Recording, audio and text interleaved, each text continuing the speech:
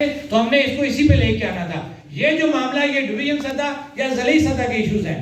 اسی طرح رٹھوا ریام پل میرپور کو مکمل کروایا جائے گا, اس کی ورکنگ بھی آپ کو بتا دیں گے کہ کتنی ورکنگ ہو چکی ہے.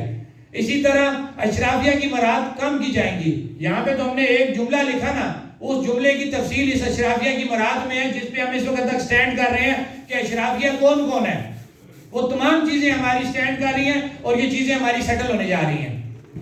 اسی طرح ہائی کورٹ کے فیصلہ کے مطابق تمام آفیسر کو 1300 سی سی گاڑیوں تک محدود کیا جائے گا. یہ ایڈمٹ کیا حکومت نے, تبھی ہمیں یہ لکھ کے دیا ہے. غیر ترقیاتی اخراجات کم کیے جائیں گے, غیر ضروری اسامیوں کو ختم کیا جائے گا.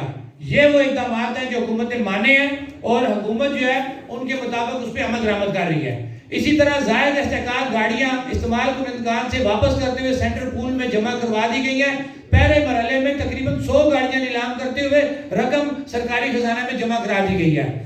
جملہ سرکاری گاڑیوں کے لیے مرمتی کے لیے پیپرا پر رول پر عمل درآمد یقینی بنایا جائے گا. یہ وہ ایک حربہ ایسا تھا کہ یہ جو چور بازاری مینٹیننس کے نام پہ جا رہی تھی نا, میں نہیں کہتا کہ 100% ہی رک جائے گی, لیکن میں یہ دعوے سے کہتا ہوں کہ کسی نے پیپرا رولز پڑھے ہو نا, کہ اتنی آسانی سے میں یہ کہوں گا 70-80% جو چوری ہے نا, اگر پیپرا رول پر عمل درآمد ہو گیا تو وہ چوری رک سکتی ہے. تو یہ حکومت نے ہمارے اسی پریشر کی وجہ سے پیپرا رول کو جو ہے مینٹیننس کے اوپر لاگو کیا.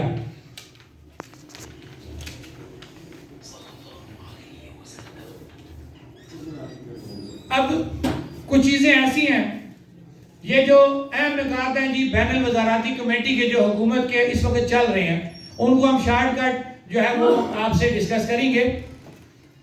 کہ ہمارا جو حق ملکیت ہے وہ تسلیم کر لیا گیا ہے, 76 سالوں میں کوئی تسلیم نہیں کروا سکا. میں آن ریکارڈ یہ بات کر رہا ہوں کہ چند دنوں میں آپ کا جو ہم حق ملکیت کی بابو کیا حق ملکیت, ہم پیٹ رہے ہیں 76 سالوں سے کہ بھئی یہ اتنے بڑے بڑے پروجیکٹ آپ نے یہاں لگا دیے, زمین ہماری, پانی ہمارا, وسائل ہمارے, ہمیں پتہ ہی نہیں ہے, اور آپ یہاں سے بجلی کے بڑے بڑے پروجیکٹ بنا کے بجلی پاکستان میں لے کے جا رہے ہیں. ہمارا یہ حق ملکیت کب تسلیم ہوگا؟ جب آزاد حکومت اور پاکستان کے درمیان ایگریمنٹ سائن ہوگا, تبھی ہونا نا. تو الحمدللہ ہم اپنا یہ ٹارگٹ اچیو کر چکے ہیں. چند دنوں کے اندر اندر حکومت پاکستان اور حکومت آزاد کشمیر کے درمیان نیلم جلم پروجیکٹ, منگلا پروجیکٹ اور دیگر جو پروجیکٹ ہیں جن کے ایگریمنٹ رہ چکے ہیں ان کے اوپر ایگریمنٹ ہونے جا رہے ہیں. پھر یہ تھا کہ 1962 سے آج تک کسی ہائیڈرو پروجیکٹ کا معاہدہ نہیں کیا جا سکا, مگر وہی جو بات میں ریپیٹ کر رہا ہوں یہاں لکھی بھی ہے, مگر اب نیلم جلم ہائیڈرو پاور پروجیکٹ کا معاہدہ ہونے جا رہا ہے. یہ آپ کی بہت بڑی کامیابی ہے. آج تک تمام ہائیڈرو پروجیکٹس کا جی ایس ٹی حکومت پاکستان وصول کر رہی تھی, مگر اب یہ فیصلہ ہو چکا ہے کہ جی ایس ٹی حکومت آزاد کشمیر کو وصول ہوگا. اب دیکھیں ہمارے ساتھ 2 نمبری کیا تھی کہ کوئی بولا ہی نہیں ہے. آپ کہتے ہیں کہ یہ ایکشن کمیٹی نے کوئی کام نہیں کیا.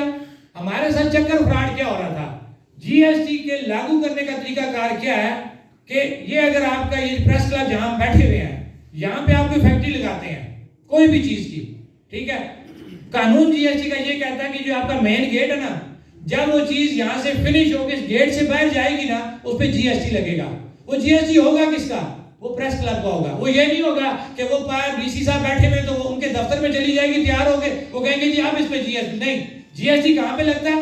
جہاں پہ فنش ہو کے گڈ باہر نکلتی ہیں. اور ہمارے ساتھ کیا ہو رہا تھا, منگلا کی پروڈکشن میں فیصل صاحب کب سے سٹارٹ ہوئی ہے؟ 1967 سے منگلا پروجیکٹ سے جو بجلی پیدا ہو رہی ہے اس کا جو جی ایس ٹی, جب سے جی ایس ٹی پاکستان میں لاگو ہوا, میں اس ٹائم پہ آ جاؤں گا, اس وقت سے اس وقت تک ہمارے ساتھ کیا جھوٹ فراڈ کیا جا رہا تھا, جس پہ ہمارے بیوروکریٹس کو, ہمارے حکمرانوں کو پتا تھا, لیکن انہوں نے اربوں روپے کا نقصان دیا جان بوجھ کے اس ریاست کو. کہا جاتا تھا جی کہ جو بجلی منگلا سے پیدا ہوتی ہے, جب یہ ہمارے نیشنل گریڈ میں جائے گی تو وہاں سے اس کی پروڈکشن کو ہم جو ہے وہ تعین کریں گے.